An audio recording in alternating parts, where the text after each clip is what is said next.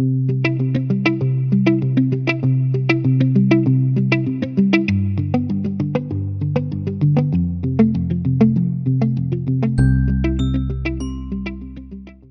as mentioned, my name is Silke Brabander, and I also would like to recognize that I am, and we all are here in Fredericton,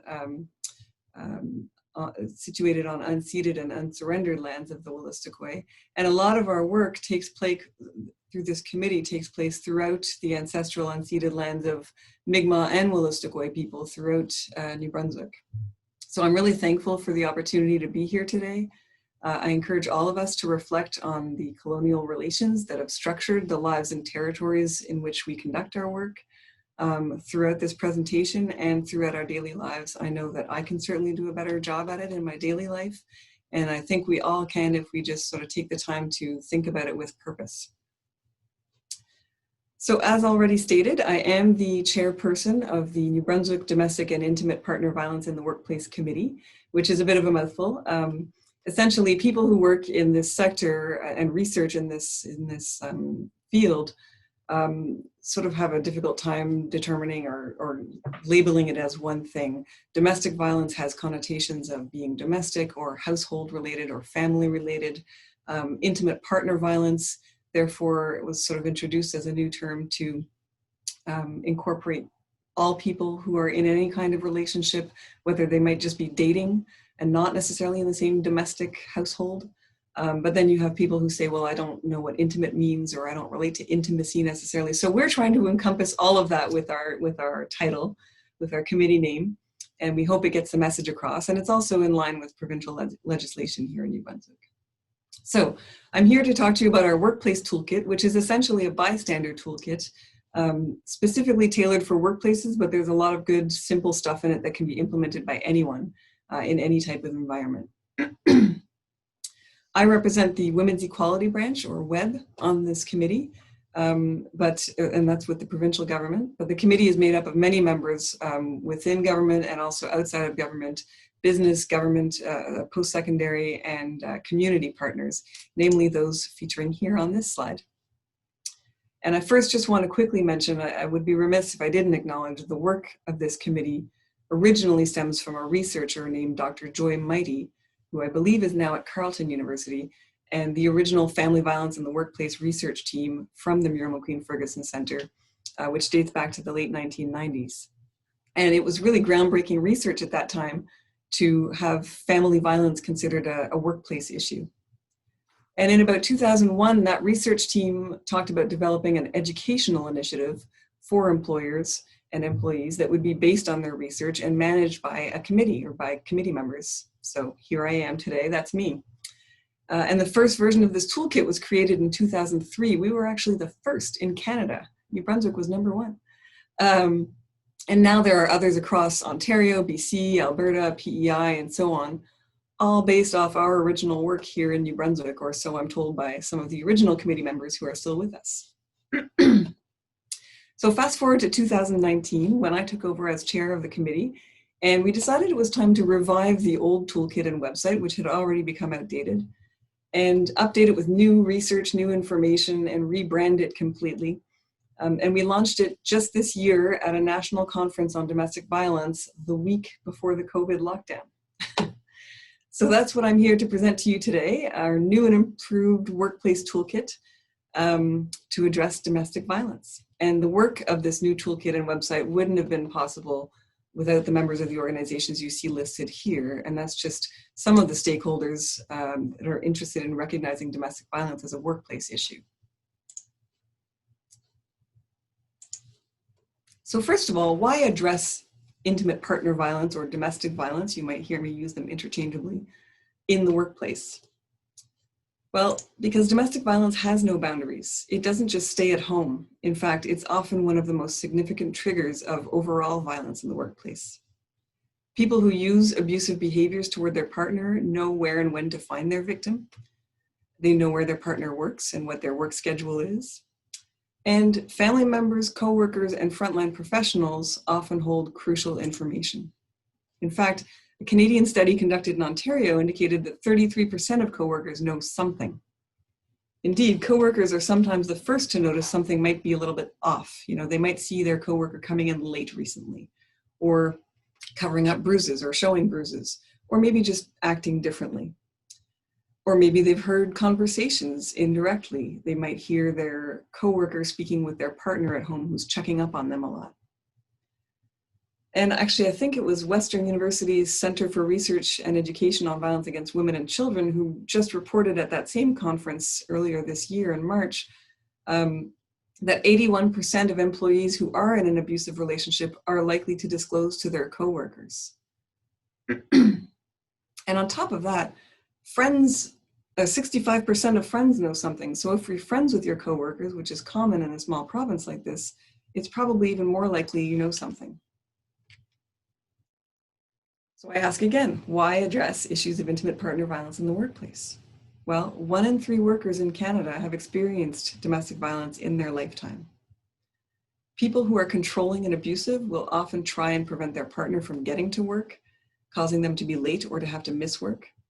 And they may also excessively call them, email them, or text them while they're at work, which would be harassment, come into their workplace or stalk the victim, showing up repeatedly, which could cause them to get in trouble, but could also be dangerous. Stalking is a dangerous thing, something to really pay attention to, and we often don't pay attention to it.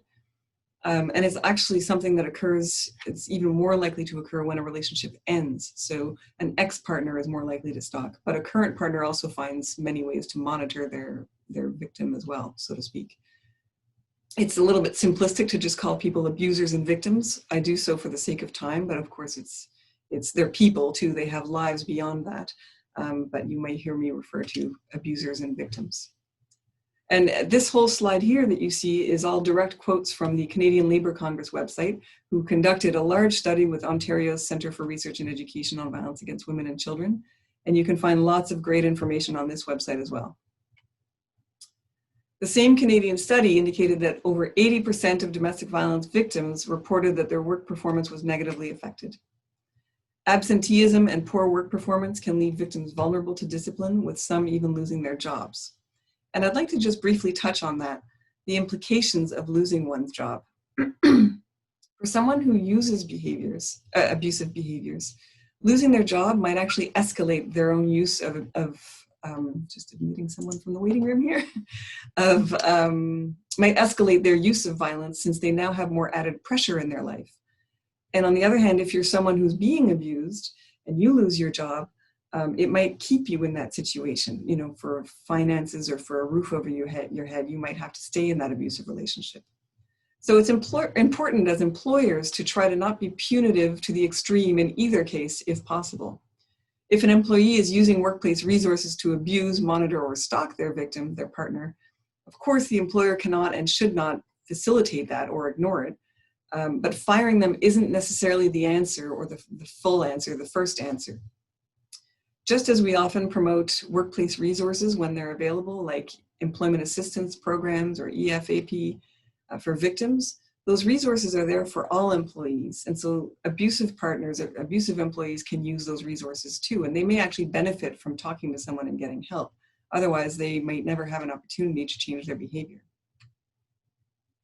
And just to elaborate a little bit more on that point, there are arguments to be made that zero tolerance policies, while they might seem like a righteous response, if you see someone abusing their partner from the workplace, that might be your automatic reaction. But what it actually does is deny the societal context in which this type of violence is rooted. In other words, this type of violence doesn't just happen in a vacuum without societal attitudes and cultural norms having a role to play in upholding it. And to quote Margaret McPherson with the Center for Research and Education on Violence Against Women and Children at Western University, who wrote an article called Zero Tolerance Complicit, she says, when zero tolerance policies are in place, victims who don't want to be the cause of their partner being fired are put in the untenable position of hiding the violence to save their partner's job. And that's just one example of an unintended consequence. She goes on to say, where do the fired offenders go when their employer's organization closes the door? It's possible that being cast out and shamed causes them to wake up and make big life changes, but it's also possible that that merely fuels their anger They're sort of spinning out of control state, and they move on to the next relationship or circle back to take it out on the person they hold accountable. So zero tolerance policies, while understandable, can still promote complicity through silence and cover-ups. So it's that sort of out of sight, out of mind mentality. Just because it's out of the employer's sight and mind doesn't mean the abuse has stopped. And we wouldn't want to be complicit in covering it up or exacerbating it or allowing the violence to continue toward the partner. We have to at least try to refer them to resources, to counseling, and so on.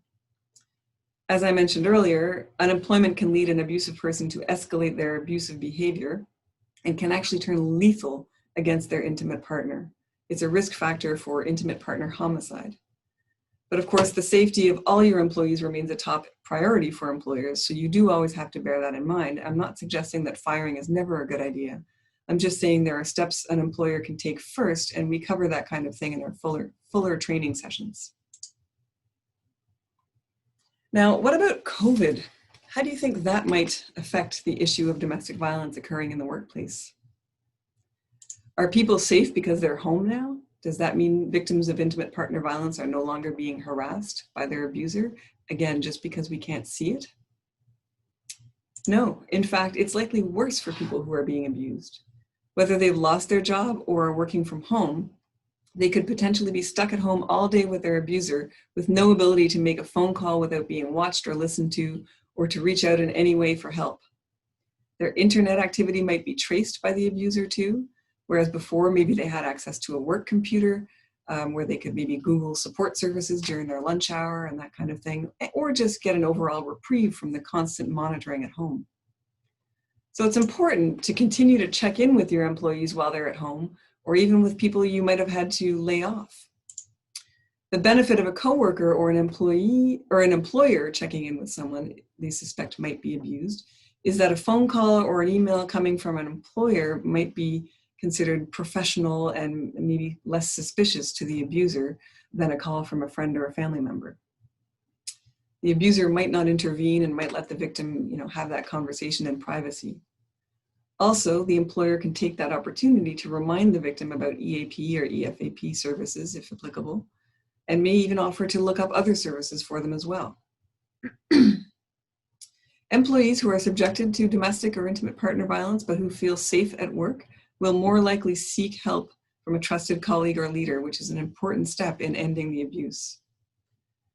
So employers can check in on them by video calls or phone calls, or by work email if no other option works. Video and phone is a good way to sort of get a feeling for how they sound, how they look, how things seem. But text would be the least recommended option because they could have a family or shared texting plan that the abuser has access to as well. Excuse me. So, as mentioned earlier, intimate partner violence can often trigger workplace violence or even occur at the workplace. The ultimate worst circumstance for employers and employees, of course, would be when someone is killed in the workplace. And in New Brunswick, we know of at least 2 women that have been confirmed that we know of in the last 30 years or so, thanks to the Silent Witness Project, which honors the memories of women who have been killed by their intimate partner, were killed at their workplace as a result of domestic violence. More women are killed on a regular basis, sadly, by their intimate partners in other locations every year in New Brunswick and across Canada and the world. But these 2 that we know of are workplace specific. Elda Armstrong, who was 53 when she was killed, and Rachel Cleghorn, who was 48. Both were mothers, and both had left or attempted to leave their abusive husbands several times, and both were shot in the parking lot of their workplace. Whoop, sorry. Lost my screen here. So this is not meant to be a scare tactic. These are real New Brunswick facts, real New Brunswick women. It is meant to take the issue seriously, to help us take the issue seriously. It's one more example of how domestic violence can affect a workplace, because you can bet the employees of each of those workplaces were affected by this, and the absolutely devastating impact it can have under the worst circumstances of escalation. It's also one more example to demonstrate that domestic or intimate partner violence is not a private issue. It is everyone's business. It's your business, just as our toolkit is called. And there are reasons why employers need to get involved before it can become too late. There are things employers can do. You know, managers and HR professionals may be reluctant to dig into employees' personal lives, but by providing support for abused employees, you don't have to dig in, you can just provide support. They may actually be able to prevent workplace tragedies. So if we look at it that way, these are proactive measures we can take. So again, it's not to say that they will all end in death, but there are other ways in which workplaces can become implicated too, as we've seen. And abuse happens far more often than homicide, intimate partner abuse and intimate partner homicide.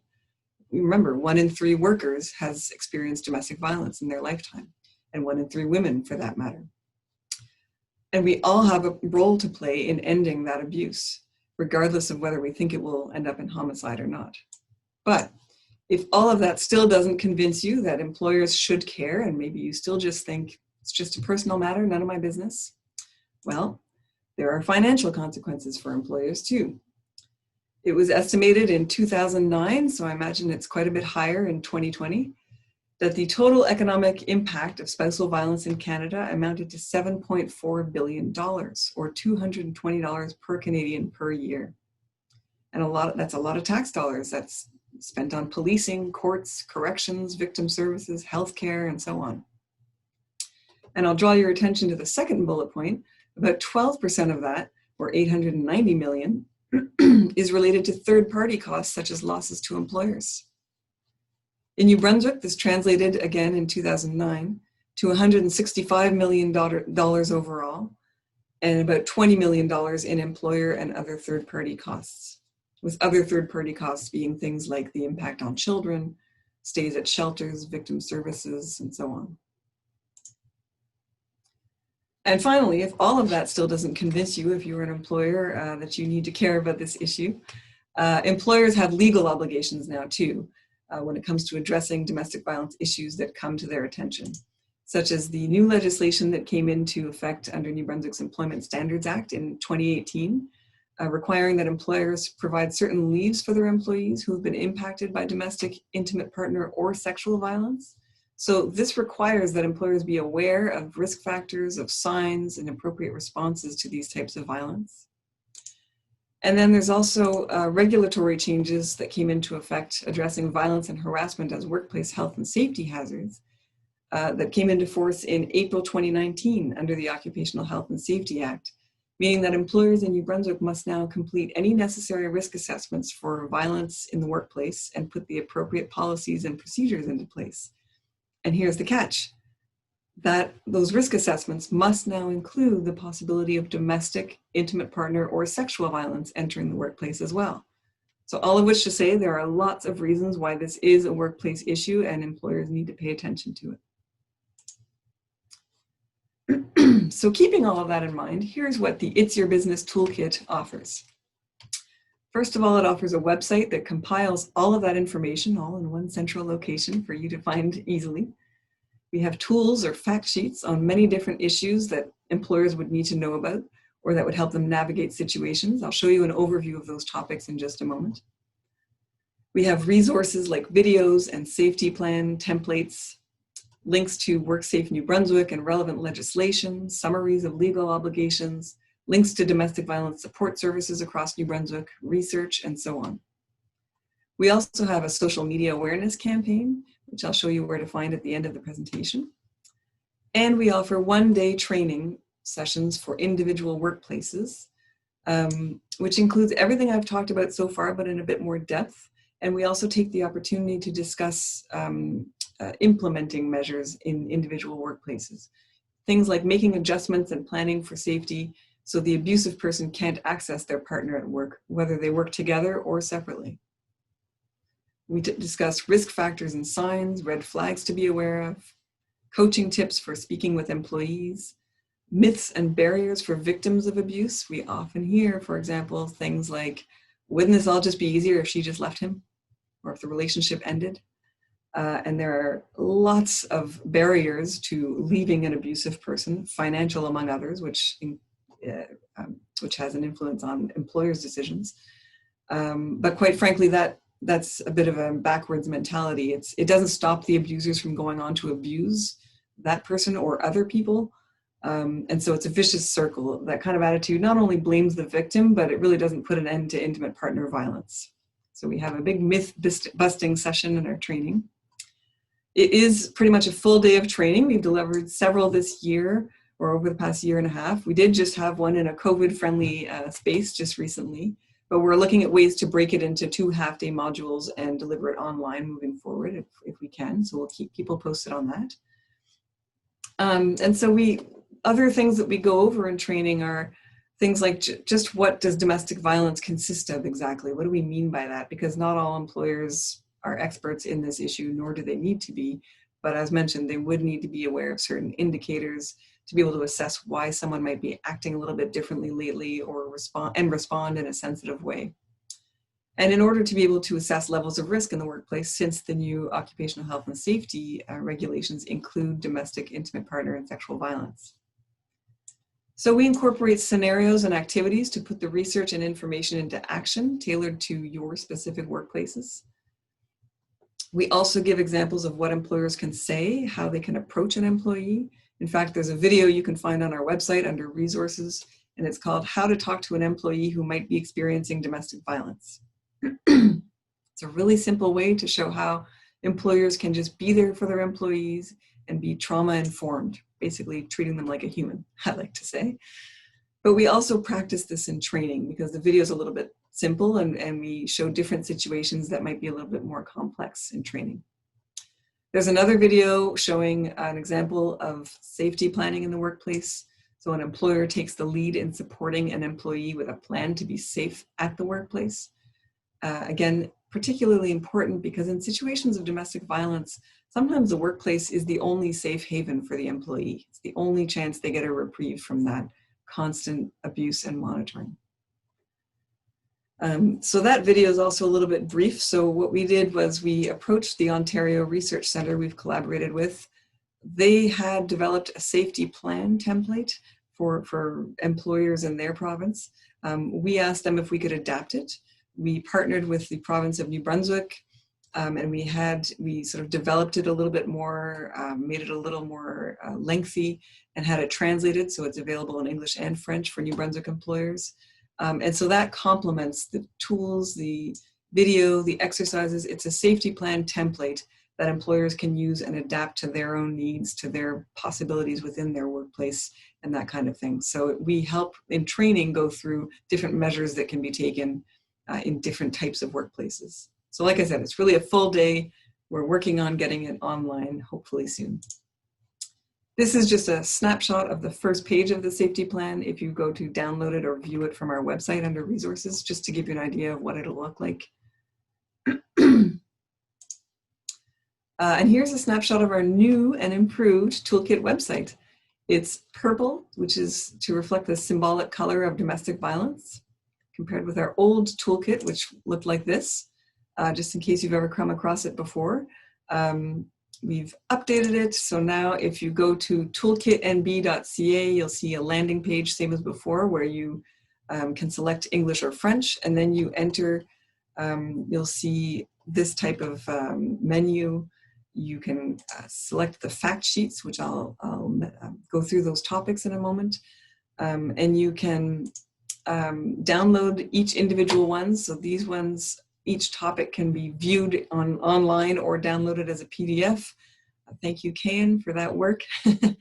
Or you can also download the complete toolkit as one document if you'd like to print it off and have a copy handy in your office to review or go over with employees.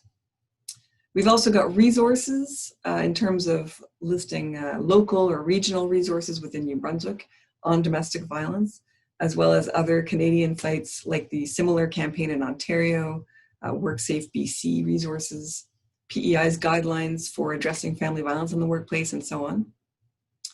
And the resources tab is also where you can find the videos and the safety plan template I showed you earlier. I'm just quickly walking you through the steps because this question was asked at every other webinar I've given. So if you click on resources and then click on the helpful links section, either this first red arrow here that you see in the drop-down menu or on the side navigation bar on the left, you will find this is where you can find the listing of New Brunswick, and then lower down the Canadian resources, other Canadian resources. And this is where you would find, it's called Support Services for Victims of Abuse. It's a one-page listing of all outreach support, crisis lines, shelters, and other information for victims of abuse across New Brunswick. It looks like this. This is just a screenshot of the top of it. It's not the whole document, but it looks like that on the right. And it's also from the Government of New Brunswick website where it's originally published. And what we do is we provide copies of this in training, this and other tools. But this is a really simple measure all employers can take. They can print off this page, it's one page, and post it in their washrooms, bulletin boards, lunchrooms, any common area for employees.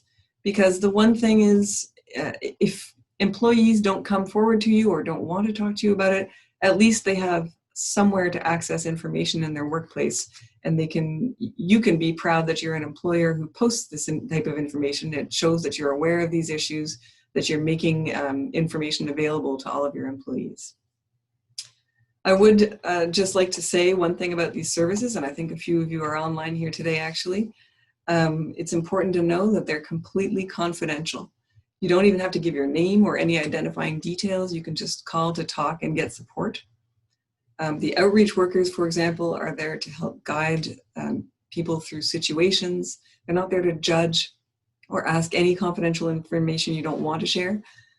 Excuse me. They might help develop safety plans, safety measures, and help navigate a difficult situation or an unhealthy relationship, maybe accompany someone to court or hospital or police station, although you'd have to check what the COVID protocols are these days, of course. And you don't have to, move to a shelter or think you have to move to a shelter just to call a shelter. They also have people at the other end of the line who are there to answer questions and help support you. In fact, each one of you can call and ask what to do for a coworker or employee or friend or family member. So I guess what I'm trying to say is this shouldn't be an intimidating step or process. We often see formal resources and we think, whoa, that's not for me. I'm not a real victim, or, things like that. But this is just, these services are there for information and support. It shouldn't be intimidating. So now just to talk a little bit about the actual topics of our fact sheets. The original toolkit had these first 7 fact sheets that you see here in purple.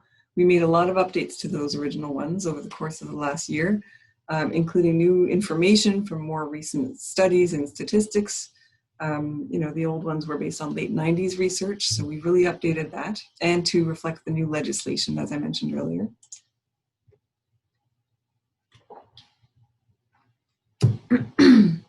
We also updated our language to be a little more gender inclusive and less heteronormative, because although it is estimated by Stats Canada that about 80% of victims of intimate partner violence are female, and the people who use severe physical violence and commit domestic homicide tend to be primarily cisgender men, 89% for domestic homicide, according to one Stats Canada study over 6 years. These stats generally don't account for the higher rates of severity and violence suffered by 2S LGBTQIA+ persons. And by 2S, I mean two-spirited, of course. So according to some research, like Ontario's Neighbours, Friends and Families campaign recently cited, transgender people are almost twice as likely to report experiencing domestic or intimate partner violence compared with their cisgender counterparts. And intimate partner violence rates for women who identified as gay, lesbian, or bisexual were nearly 5 times higher than those who self-identified as heterosexual. Other research, for example, one study cited by Calgary Pride earlier this year, indicates that about 1 in 3 people in 2S LGBTQ+ relationships will be subjected to domestic violence, which is the same incidence and rate as cisgender heterosexual women, 1 in 3 being victims. But all of this to say, you will note that the language reflected in our toolkit now refers more aptly to they, rather than continuing to foster the age-old he-she dichotomy that we always tend to see for abuser victims, because it's not in any way meant to ignore the power imbalance between genders. In fact, we're trying to acknowledge the power imbalance between more genders, but rather also to account for the fact that individual men, regardless of what statistics say, individual men can be victims of intimate partner violence too, as can anyone, regardless of gender identity. And if you're an employer or an employee or coworker, that's important to know, because each individual case must be taken seriously, and we shouldn't make assumptions. You know, we shouldn't assume that if a woman comes forward, her partner is a he, or assuming they can't be a victim because they're a man, or because they're in an LGBTQ relationship. So it's just important to know for this purpose, it's not reflective of the statistical power imbalance between genders. Well, it is, but in different ways, sorry. So the original toolkit had those first 7 fact sheets I mentioned, which have since been updated. But in the past year, we've also elaborated on the original content to be more inclusive. So the fact sheet called Respecting Diverse Employees was added to cover themes of being aware of added vulnerabilities of intersectional violence for women, for people with disabilities, for immigrants, refugees, and newcomers, for racialized people, for Indigenous peoples, for people with financial barriers, and for 2S LGBTQIA persons. Along the same vein, we include a table of assumptions made when you have a one-size-fits-all approach versus a tailored approach and responsive approach to each case of domestic violence. We also updated the toolkit to address respecting the confidentiality and privacy rights of people who may be suffering from abuse, while at the same time ensuring the safety of all your employees and respecting your legal obligations. And along with that, we have a separate fact sheet on rights and responsibilities to reflect both those of employees and those of employers, which links back to the law fact sheet as well. And we've updated it to help employers be more trauma informed. And as we explained in that fact sheet, we don't expect employers to all become counselors or therapists. It's not their job in most cases. But we do make strong recommendations for how to appropriately approach an employee who may be suffering from abuse. And we offer some trauma-informed tips to having conversations with them.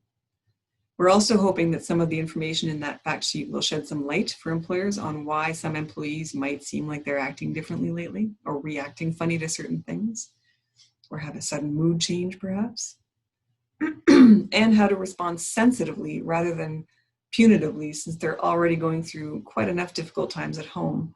Their workplace, again, might be the only sort of safe place for them, both physically and mentally. And finally, we've included in this new version some steps an employer can take if they're dealing with an employee whom they suspect is abusing their partner.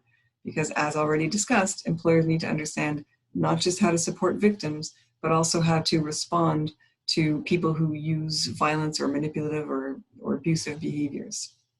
So these are the overall topics covered in our toolkit. I encourage you all to read up on them and check out the ones you're interested in to start with. Maybe more to the point, you'll want to check out the ones on your legal responsibilities if you're an employer.